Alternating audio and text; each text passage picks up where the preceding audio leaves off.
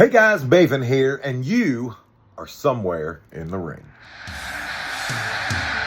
The following podcast is scheduled for one recording with no time limit. Making their way down to somewhere in the ring, Andrew Sanford and Ryan Sprague. Yeah, because when my grandmother started to get dementia, which happened after my grandfather's body quit out on him because he stopped drinking at the ripe old age of, I think he was in his late 70s. They like both shut down at the same time, and I believe she started seeing thinking there were aliens in the kitchen cabinets. So there's something about the kitchen. I also can't believe I never told you that before. What? Aliens in the cabinet? Yes. How did this never come up? First of all, I'm so sorry to hear that. That's very. Oh, thank you. And it wasn't like, it's one of those weird. They have both since passed. Love them very much. All that stuff, but it was one of those weird things where she wasn't. I don't think it was called dementia directly. Mm-hmm. Does that make sense? Like it was one of those things where she just started to shut down, and she had no real diagnosable reason for it, but like a loss of faculties, including her brain, was part of it, and she thought there were aliens in the cabinet. I'm Andrew Sanford. This is my good friend Ryan Sprague. Maybe look, I'm the optimist here. I'm the alienist of us. Maybe there were. Sorry to interrupt your introduction. You're right. That is the optimistic view on things. Coincidentally enough, enabling people's dementia. Yeah. Oh man. No, I think what you're saying is like we're the ones that there was nothing wrong with her. We're the ones who just didn't see the aliens. Exactly, man. That's what that sounds like. Which again leads back to my whole. People, and we were going to go back to episode 9 of Somewhere in the Skies, where I was just like, "Oh yeah, I think people say this stuff. So you they will can not have answers." Let that down. Episode 9 was almost 7.5 years ago, Andrew. Good Lord, let it go. Lord. Those people love you. They love never. You. I love them too. Ryan, it's good to see you, pal. You too, man. It's been way too long. First of all, I want to thank you for holding down the fort for the past couple of weeks. It has been an insane month for me, my friend. But I'm here in my hometown visiting family for a couple weeks. So I was finally able to make an episode. So I'm super, super honored to be here on our show. You've been hunting ghosts in Nova Scotia. I think I have. Say that. Has, without giving too much of a teaser, like a spoiler for the upcoming season, I don't even want to say like what's the weirdest thing that happened, because I want things to happen. Like I want people to watch the show, of course. Is there something unexpected that has happened, even not in relation to? It doesn't even have to be paranormal. Just in this is. Like your third time as a season, like a series regular on a show, going out shooting. Did you do two seasons of the other show? I did, or just 3 actually. 3, holy cow! Okay, yeah, and this is my 4th time filming on a spin-off show. Yeah, still, yeah, but it's still, you are a cast member on a show. Is there anything that has happened in this season that you are just like, wow, didn't see that coming? Just either as a host or even as something you're just like, yeah, Adele talk to me, Yeah. Well, no, Adele did not talk to me. Not yet. But give it time. Give it some time. I still got 2 more weeks of filming. Excellent. But okay, so. What's really cool about this show, and I don't know if I've even shared this with you yet, it's a more positive outlook on the paranormal, the supernatural. We're not hunting demons or like looking for like the ghosts of like someone who was murdered and stuff like that. Like this is a show where we go to people's actual homes. And like they say, yo, stuff's moving around in our house. We don't know why. We're hearing voices. There's knocks on the wall in the middle of the night. Nobody's here, blah, blah, blah. Like, help us. Please help us. And, like, we're not the Ghostbusters, but we are paranormal people. We have the technology to try to understand these things, record them, document them. And we also have members of our team. There's 3 of us. It's a very intimate team. and they have what I guess you could call. And apologies if you can hear. I'm like basically outside. Can't hear anything. It's Okay. those nice Shure microphones. We'll make sure Right? that there is no outside noise. Congrats, by the way, buddy. Look, on thank the you, Shure and thank you microphone. to our fans for basically paying for this microphone. They did, Dad, and I that's what guess. our Thank you to your that's what dad. our Patreon is for, guys. Yeah, if you guys don't, I'm gonna Patreon.com/somewhere drop in the- my occasional curse word that I'm going to tell Ryan not to bleep out, which is that if you guys don't want us to sound or look like shit, please continue contributing to the Patreon. Thank you very much. Exactly. Wow, side tangent. Yeah, I just think it's funny. This dude hasn't mowed his lawn in 2 months, and now he decides right now during the recording to do it. I had to move my setup because my neighbors decided to blast Hotel California very loud. Why do people do this? And look, I will say these are the neighbors that I like, that when they do blast music, it's not for very long. I even think they kind of stopped. Just they had to get Hotel California out of their system, I guess. You have to. Sometimes you just have to, man. You got to. I prefer the William Hung version, but that's just me. Look up the William Hung version of Hotel California. That is an assignment to all of our listeners. Go listen to it. And I'm going to do it. Make it through the whole thing. I'm going to do it right now. No, I'm just kidding. I'm kidding. So back to the Ghost Hunt. It's a very personal show. We go to these homes. I remember you telling me, and because specifically you and at least one of the other co-hosts were thought to be kind of like the heart of the other show, right? Like you were the more, which I have always loved about how you handle any kind of phenomenon, cases with the phenomenon. You're always leading with your heart. So that's awesome. Well, thanks, man. Yeah, and so we're trying to get to the heart and soul of this stuff, and we have a psychic who I will tell you right now, like I'm with you. I'm very skeptical of a lot of this stuff. Still, I'm very open-minded. Clearly, however, when it comes to like people who can like have psychic abilities, like I've seen too many cases of like scams and hoaxes. Yeah, there's too many. I even think like when somebody like John Edwards can get elevated to the level that he got elevated at, I'm just like, yeah. But I will say, Amy, my co-investigator on this show, she is a force to be reckoned with. There are things that she has seen in her mind's eye. We do this thing called mirror gazing, where you stare into a mirror for a very long time, and scientifically, it's like proven that your face will start to visually distort because of just the synapses in your brain, staring into a reflection for that long, blah, blah, blah. Your face will start to kind of distort a little bit. People in the paranormal and supernatural world believe that you're actually entering another realm, that you're seeing reflections of other things that are trying to come through. I will tell you, man, I tried it once and it was freaky. I cannot really explain what I saw or what I experienced, but how long did you have to look at it? Oh gosh, like I think I was in the mirror collectively for about an hour straight. Wow! In the dark. Ooh. Yeah, just a little backlight so that I could see the reflection. But yeah. Is that, or at least you assume, why they have that scene in Poltergeist? The kind of like when he starts pulling out his face in the mirror. Whoa! Right when you said that, your camera went super blurry. That's so weird. What did I move too quick? I think so. You moved too quick. Man. Yes, I do. I do believe Poltergeist is based on a lot of actual ways that paranormal investigators do stuff. It's pretty interesting. That's awesome. But yeah, all this to say, man, Amy has come up with these premonitions and things she's seen that there is absolutely no way that she could have had foreknowledge of certain things going into these homes, and it's really left us shaken. Our camera crew, our director, who are very skeptical people, they're not there to believe in ghosts. They're there to make there to get the shot. Yeah. And even when they are coming to us and being like, "What the just happened?" Like, I'm excited, man. I can't wait for it to come out early 2026. I'll be able to share it with everyone. It'll be on YouTube.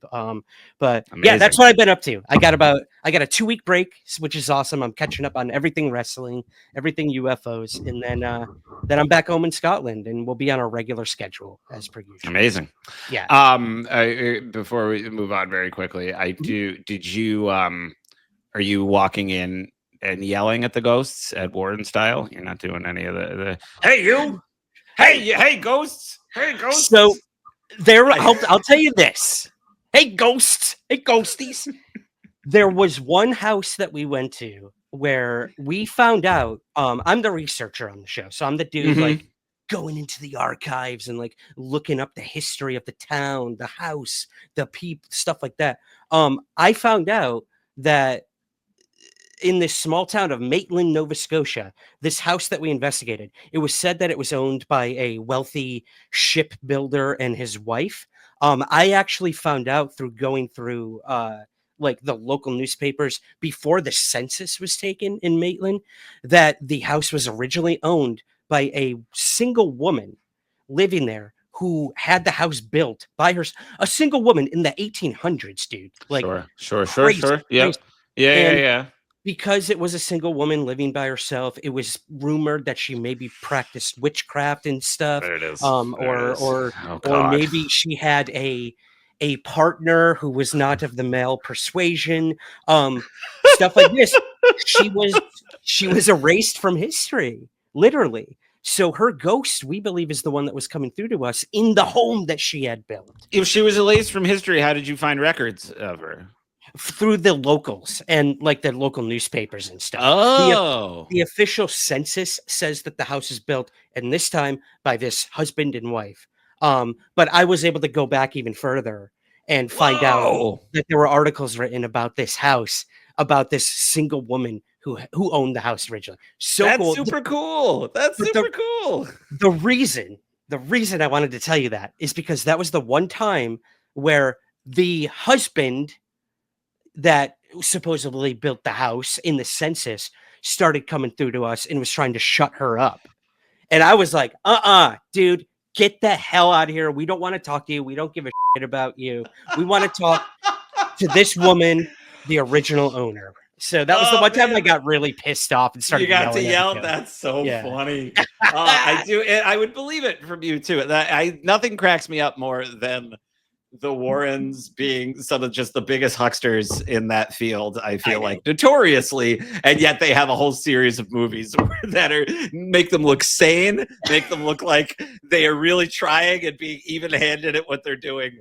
And makes them look like superheroes. Like I love those movies. I can't wait to see the last one. Yeah, like I never ended up seeing the third one. I started to. It was really bad. Yeah.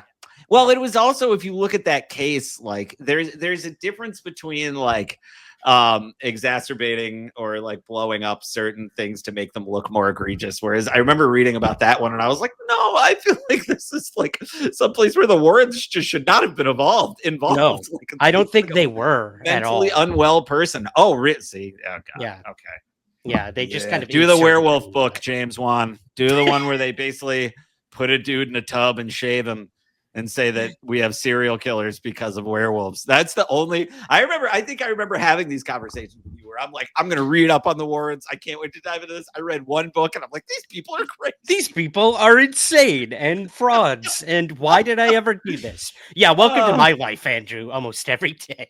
Yeah. And welcome to Somewhere in the Ring where we talk about wrestling. Finally. Ryan and I had to catch up a little bit up top because this is all we got. But look, a lot of exciting stuff has been going on in the pro wrestling sphere. It's an exciting space. Once again, we're probably just going to talk about WWE stuff, but there's been but AEW's out there. Darby Allin climbed Mount Everest. Oh wait, was that on the sheet? I got it right here, buddy. No. Did you see the image going around? It says Mount Everest is now all elite. You know how they do that whenever like a wrestler gets let go or something goes wrong at WWE. It's like Cody Rhodes is now elite. It's also one of those things where I don't care what I say about Tony Khan. I don't care what I say about most of the owners. Most of the time, are some billionaires, son. This feels like a marketing idea of his. He's like, no. Our Darby, like when you get up there, you have to have the AEW flag. That is gonna make people tune into TBS on Wednesday nights. Is if there's an AEW flag. I think there's a lot of truth behind you saying that, but I do also believe that Darby Allin is a loyalist through and through when it comes to this company, and 100%. It wouldn't surprise me if it was like an idea they came up with together, and Tony Khan was like, "Yes, please do that. I'll give you an extra $90,000 to plant that flag or something." I think it's arguable that one of the strongest things about AEW is its homegrown talent is all very loyal. Like they're, you've got people who are already in the business, like veterans who are bouncing around and going back and forth. People who signed with them later ended up leaving. Obviously, Cody Rhodes being one of the founding members and then leaving is not like the best look, only because he's been like booked and blessed over in WWE. But I do think that it shows that, like, people who are on TV regularly and getting good usage like being there. Obviously, that makes sense. Mm-hmm. Even though I feel like I remember seeing something about MJF having he got an AEW tattoo, but then he had it removed. Oh God! I know at the very least he got one. I don't know if he got it removed though. Ooh, that is super awkward. Wow. Yeah. And AEW is doing fun. One thing that I do want to say that I think that they're doing that's fun right now is that they're performing in these like smaller, more unique venues. Mm-hmm. And while I think that could be looked at as like a not a good look, I think they're embracing it properly and not shying away from it and not trying to be like, oh, well, we're doing this. And they're just like, no, we're trying out smaller, different venues. It gives us more opportunities. It gives the fans a better show, probably. Like it's a good idea. Yeah, I would have to agree, man. I watched a AEW Dynamite. Mm-hmm. Maybe a few weeks ago. I just happened to have the night off, and I'm like, oh, there's some wrestling on, and it was a really good show. Toni Storm killing it as always. She's great. She's so good. But it was cool, man, because it was like it looked like it was almost an opera house that they were performing. Yeah, like it feels similar to like the Hammerstein Ballroom. Yes, exactly. Used to perform in. And she even is it the same place? It might have been, because she even like went out on a balcony and like opened the doors and like yelled out to the people outside. It was so cool.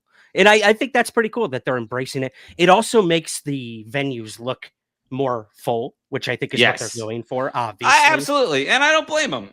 It's you work with what you have. Yep. But let me see. Yeah, look at that. They've performed there in the past, but I don't believe that's where they are currently.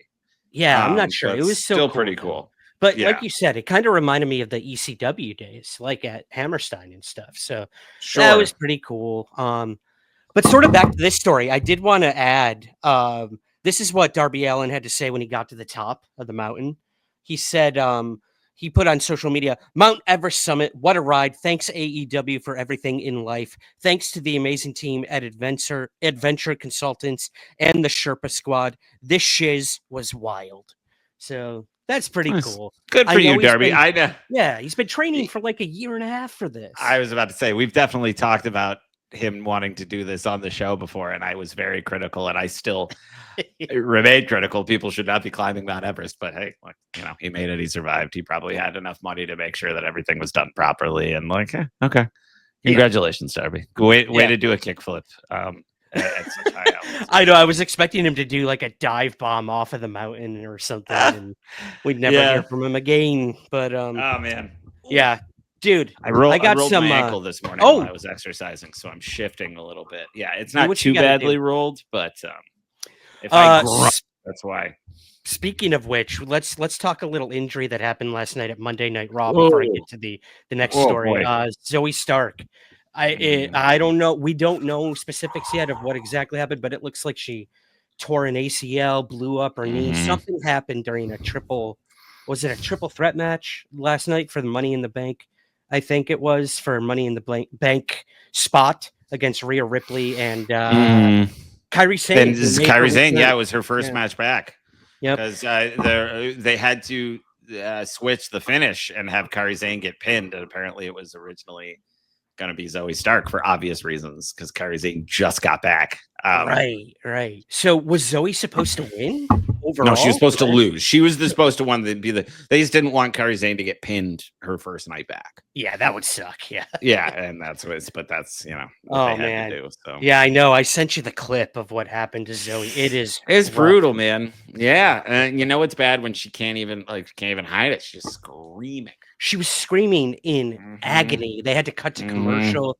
Rhea and Kari had no idea what to do. Like, they're like, do we keep going? Like, this seems really, really bad. But they carried her to the back, and all we can hope for is speedy recovery for Zoe. Yep. She's one of my faves. She was one of the ones that I wanted a big push for this year, and clearly that ain't gonna happen.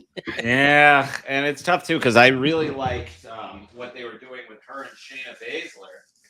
Right.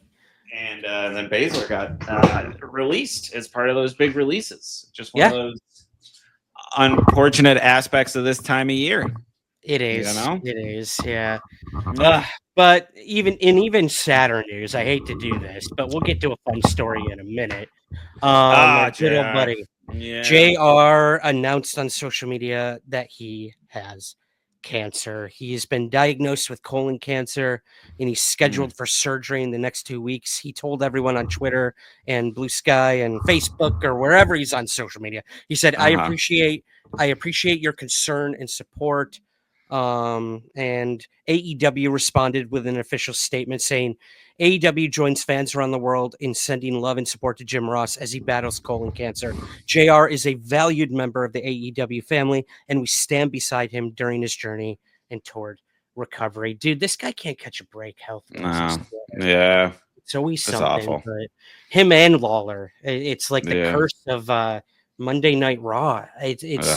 But they're getting up there, and JR's the first to admit he hasn't treated his body the best throughout his life, and but that's not to say like that has nothing to do with. No, of course, no. Yeah, we can never. Yeah, of course. Yeah. But boy, super sad, pal. Yeah. Wishing him the best. But in a fun story I found. Did you read this in my notes?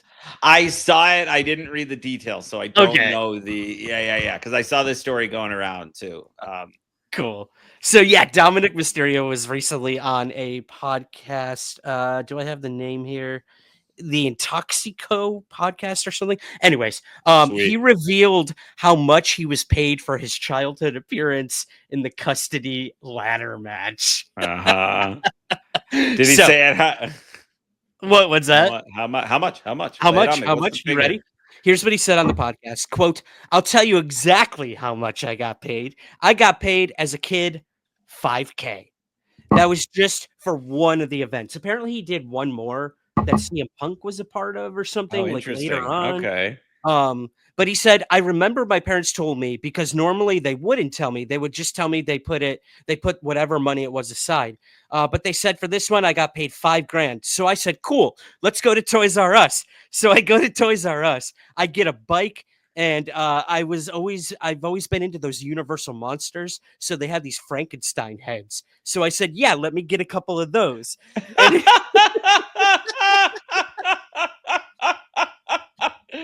I love that he loves Universal monsters. That's so funny, right? Wow.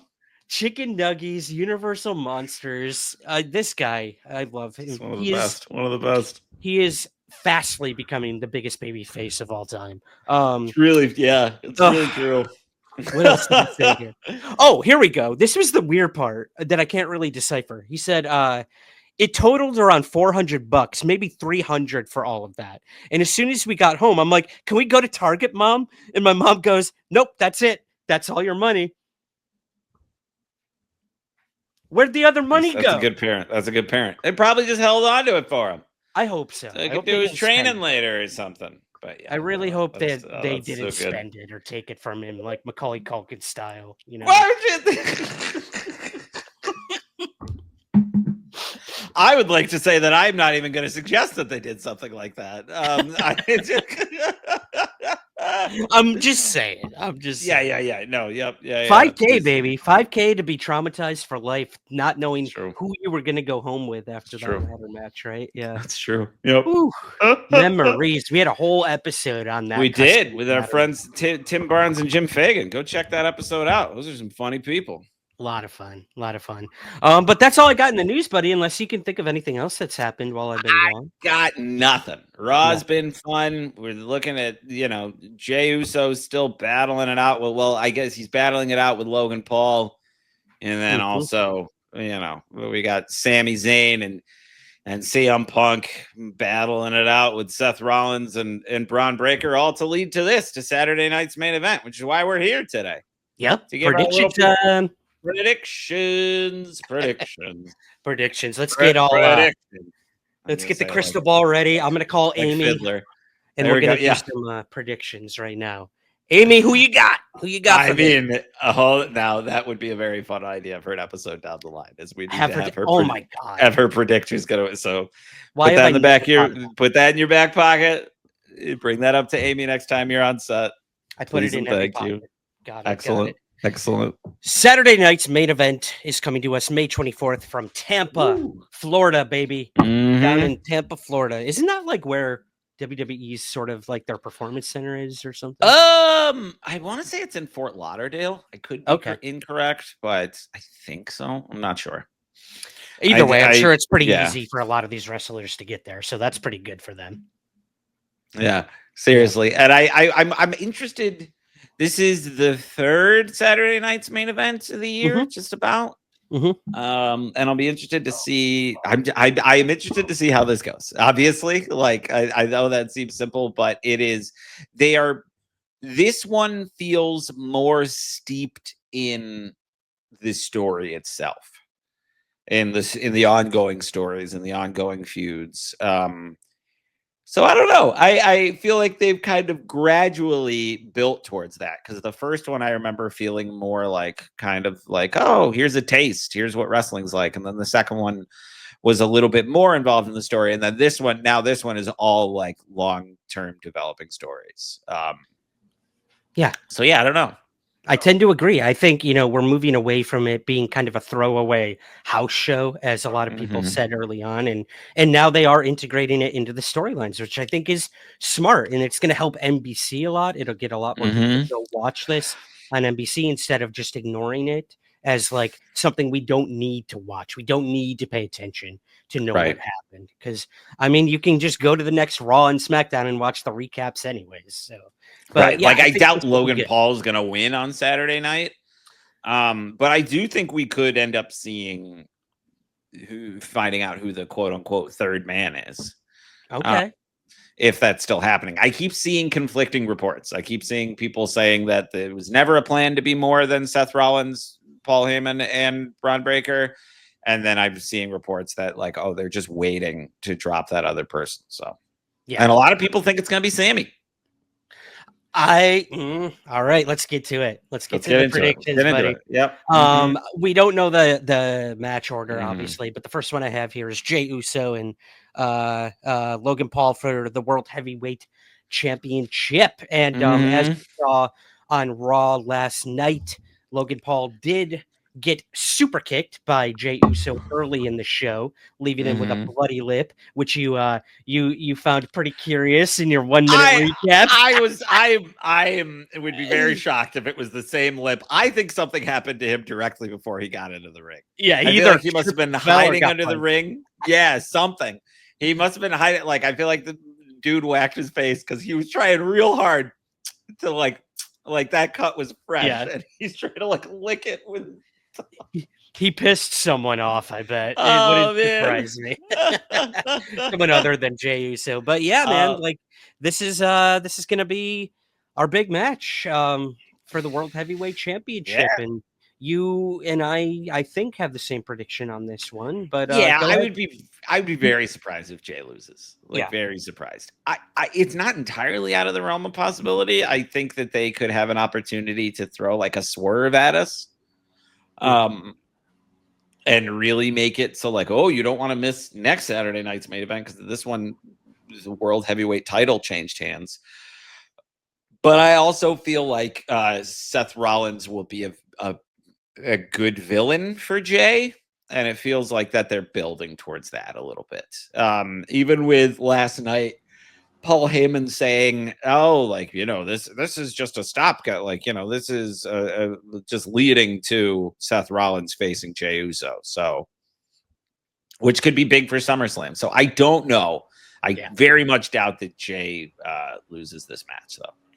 Yeah, I do see this as sort of a placement match, just like to give Jay something to do during this. I could see some sort of storyline furthering because of this match having to do with Jay, and maybe another match that's going to happen at this event too. But yeah, I don't see a massive swerve happening in Logan Paul coming out on top. I just don't think he's ready to hold that title. I just don't think he's ready. Yeah, I wouldn't like straight up agree with that. I don't think I would like to see him with it. I think at this point, I think he's as ready as he'd ever be. But yeah, I think he has a ceiling. I really do. And that's just because he hasn't been. Part of it is because he just hasn't been doing this for very long. So there's already like, it's like, all right, if he reaches a certain point, like they're not going to put the Universal title on him, I don't think. But it also is one of those things where this is just kind of like smart booking. And I remember saying that when they first started revealing that these two were going to be going up against each other, is you have somebody who is a huge fan favorite and somebody who gets an incredible amount of heat based off not only their actions in the ring, but their actions outside the ring. Like that's a good way to draw audiences in. Will it work? I don't know. But I like, this is the stuff that you use Logan Paul for. If you're having Logan Paul in there, if you're pushing this person as a main eventer who is not a wrestler first and is more known outside of the ring for his other escapades, I think this is a good idea, and it's a good book, especially for something that is on basic cable or network cable. I always get those two confused. And then I get yelled at by vagina readers. That's good. Who the hell's yelling at you for that? Okay. Yeah, look, it doesn't matter. It doesn't matter. So yeah, but I think Jay's probably going to win that. Agreed. I'm going with Jay for that one for sure. And then we have a tag team match coming our way. We got Seth Rollins and Braun Breaker versus CM Punk and Sami Zayn. No title, obviously, but yeah, we got an interesting team up. Like you said, Seth and Braun are now part of this new faction with Paul Heyman, which is going amazing. It's real good. Of it. Yeah. And now you have this unlikely team up between CM Punk and Sami Zayn, which I don't know where that's heading. Might we see some tension during this match between these two? Sure. It just seems like a weird team up. I don't know. What do you think? Yeah, I feel like it's just trying to keep these guys like main event ready, like because everybody loves Punk. Obviously, the Punk and Rollins feud is still going really well, and I don't know if it will ever have a natural ending point. I think you can still they just work so well together, which is so ironic based on how this whole thing started with Rollins just being furious that Punk was even coming to the company. So they make each other better. They're putting on good matches. They're putting on good storylines.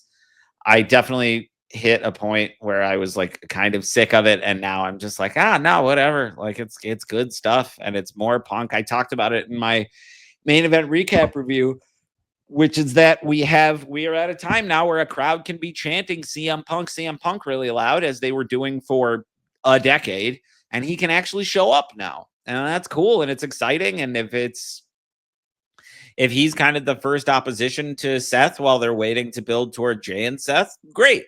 I also think this is like more of a placeholder until they can finally have Punk against Cena, probably at like SummerSlam or maybe later. I like that, which I think is going to be the like end all be all of Cena and Punk, of Cena's kind of retirement year. You know, like I do think it has to be Punk to take the belt from him, because Cena keeps doing. I've said this on another episode, but Cena keeps threatening that he's going to take the belt with him, like Punk was doing 10 years ago. Right. And now we have this kind of reversal of roles where Cena's the heel and Punk is the now like embedded in the WWE. He's a company man, like more so than he ever was when he was with the company originally, at least forward facing. We don't know what it was like behind the scenes back then. He has admitted that he's had more of an attitude problem back then. Other wrestlers have said that as well, and they've said it's like night and day. So I think that's a fun thing to build to. So I think this will just be a really good match with possibly like some implications towards the future. I think it kind of needs that. I think it kind of needs some kind of advancement of this storyline. Otherwise, it will feel more like also kind of like a placeholder. Yeah, for sure. I get what you're saying. I didn't even think about that with Punk, like how this could all really be leading to Punk's inevitable championship in some way. And I love that. I love that idea. And the fact that Rollins is still involved, the hatred between those two. For me, I could see this main event being a chance for either Sammy to tease turning and maybe being a part of that faction, maybe not fully, but maybe some teases, or I could see the return of Roman Reigns, a surprise return of Roman Reigns at this. Ooh, yeah, that could be. I don't know if they would go that far, and I don't know if he would be willing to do that for this main event. But yeah, that's kind of where I'm leaning. I see some tension between Punk and Zayn leading to a loss in this match. Or I see the return of Roman Reigns, or all two of those. That's fair. Yeah. So, and there's also that Punk had posted on his like Instagram stories after whatever Backlash, where Michael Cole like a screen cap of inside the ring and the subtitles, because Punk and I also watch a bunch of stuff with subtitles right there, same person. About Michael Cole saying that John Cena is still the champ, and Punk wrote "for now" ... underneath it. So he's even gearing up that tease. It just makes sense. They cannot have Cena's retirement year happen without him facing Punk at one point, and it would only behoove them to call back to one of their most successful storylines in the last like 2 decades. Easy. I got to go back and watch some of their stuff because I know nothing about their history. Yeah, it was huge. That was huge, but yeah. Yeah, you should watch when Punk just showed up at Comic-Con with the belt, even though he was like, nobody really knew if he was part of the company anymore. Like it was one of the last, one of the last times you could really do something like that. So yeah, interesting. All right, I'm on it. What do we got next? Oh, here we go. Ooh, again. Yeah, hell yeah. Again. Give it to me. And a steel cage, which I love. I hope it's blue. I hope they do the old school steel cage for Saturday night's main event. Which I almost bought at Target yesterday, but I stopped myself. I was responsible. I already have one ring. So dark. It just got so dark in here, like in Starship Troopers. Whenever I'm on he's Rico is FaceTiming his parents, and Starship Troopers Casper Van Diem FaceTiming his parents, and then they're like, "Oh, it's so dark. Weird. Is there a storm?" And then you find out a meteor hit their place and killed everybody. I always think that, like, when it starts getting really dark, all of a sudden, I'm like, what's happening? Yeah. Aliens in the cabinets again. I don't know. Had to bring it back. That's fair. And we're bringing it back to a match between these two. I cannot wait. Who do you got winning this one? Damian Priest, Drew McIntyre, steel cage. Oh, I thought you were going. Okay, sorry. Oh yeah, no. I don't know. I think Damian Priest needs the win here. Kind of. I'm trying to think. Are they split now? I think they're 1-1 between WrestleManias. Because if you remember Money in the Bank, Damian cashed in at WrestleMania 40, won the championship from him. But haven't they wrestled? Oh, I guess they didn't really wrestle twice. The second time was a fatal 4-way match. So I guess this is only their second kind of like official singles match. But that's fair. Yeah, they had the Philly Street Fight, don't forget, at WrestleMania 41. Right. But I thought they had wrestled again since then, but I forgot it was the fatal 4-way. So technically, no. I think technically yes, but technically no. Technically yes, technically no. I think this is the third match. Yeah. And I do appreciate that I always love when they justify the cage. Yeah. And the idea, it's like, you guys keep fighting around the arena, so now you're stuck inside this cage. And look, last time that happened with Drew McIntyre, it was him and Punk in a Hell in a Cell, and it was really worth it. So good. Yeah, So yeah. So I could, so I changed that now. I forgot Damian won at WrestleMania, so I think McIntyre's probably gonna take this, would be my guess. I do agree. I think Damian needs it more, but I do believe that our boy Drew is going to win this one. I just have a feeling he's just long overdue for something. It seems like every time they start to pull the trigger on him, man, and give him something, they just pull it back. Yeah, from him. yeah, but I will say he's on TV a lot. He is working. They definitely try to bring him in as much as possible. But yeah, of course, you always want like something more. Yeah. But I do love that Damian Priest keeps going like So, Yeah. but yeah, I think McIntyre's probably going to win this match. Agreed. Well, that brings us. I can't believe I'm saying this. There's only 4 matches. I think that's usually the case. Is it? There might be one more, but yeah, it's only 2 hours and there's commercial breaks. So What a sausage party, dude! And it's network. I'm just saying, like, what the You're hell? You're not wrong. What's up with that? Yeah. That's insane. Yeah, maybe There's we'll not a get to single see woman something get added at the last minute. But yeah, that's a good point. That is also a good point, though. We still have a SmackDown to go before this thing. So right. Yeah, we'll see. Maybe we can see We'll see. Charlotte Flair against Jade Cargill is apparently what they're building towards. We'll see. I'm in. We'll see. Yeah. I'm in. Yeah, I hope so. I'll be watching. Yeah, I but feel like they're moving Charlotte into some babyface territory or a new character. So I'm hoping, man. Here's hoping. But let's get back to this one. I'm sorry. No, it's okay. Cena, R-Truth. Is it for the belt? No, it's a non-title okay. match. I did look Okay. that up. Yeah. Fine. Which makes me think there's a chance R-Truth could win this match. That would be pretty great. I could also see that happening because he deserves it. Yes. I feel like Cody Rhodes could come out and help him win. Cody Rhodes. Yeah. But I think that can it's rumored that he'll be back soon. I'm right there with you. I bet R-Truth's going to win, and I bet Cody helps him, or maybe he gets a clean win. That would be even better. I would almost hope Cody doesn't help him. Maybe Cody comes in afterward. But I want R-Truth to get a clean victory, and I feel like Cena would do that for him. Well, and that's the thing about this. You can tell that the matches Cena is having, despite this heel character thing, these are matches that he wants, he wants to go out on. And it's clear that he really wanted to wrestle Ron Killings. And I think that's incredible. That's really good. This will be probably the biggest match of R-Truth's life. And to do it on national television and to maybe even win, he's no spring chicken. R-Truth, he's in his 50s. Looks incredible. Yeah, looks incredible. But yes, yeah. So if this is his sort of last huge hurrah, I think this would be a great way for him to, because he idolizes John Cena. That's his whole thing. And now he's in denial that John is the one who put him through that table at the press conference. Yeah. I could see him finally having the moment in this match where it clicks. He's like, this is John Cena. And just destroy him somehow. Yeah. Maybe with the help of a Cody Rhodes, maybe by himself. But yeah, I've got R-Truth on this one. Yeah. I'm right there with you. I think especially since it's a non-title match. Why the heck not? The roof would blow off that place. It would.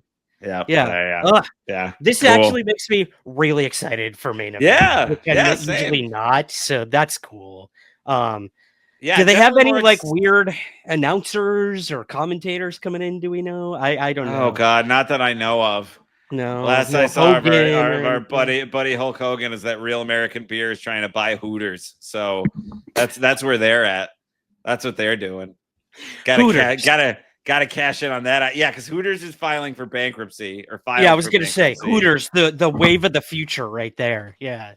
And they're gonna basically buy it and then license the rights to the name back to Hooters, which doesn't even make sense. But they just want the license. They just, it's just as bad. Just as bad. Hogan flipping houses over here. What the hell's he doing, man? I don't care. Yeah. You see how baked he looked in that interview about his new wrestling company? He looked baked out of his mind. Oh God.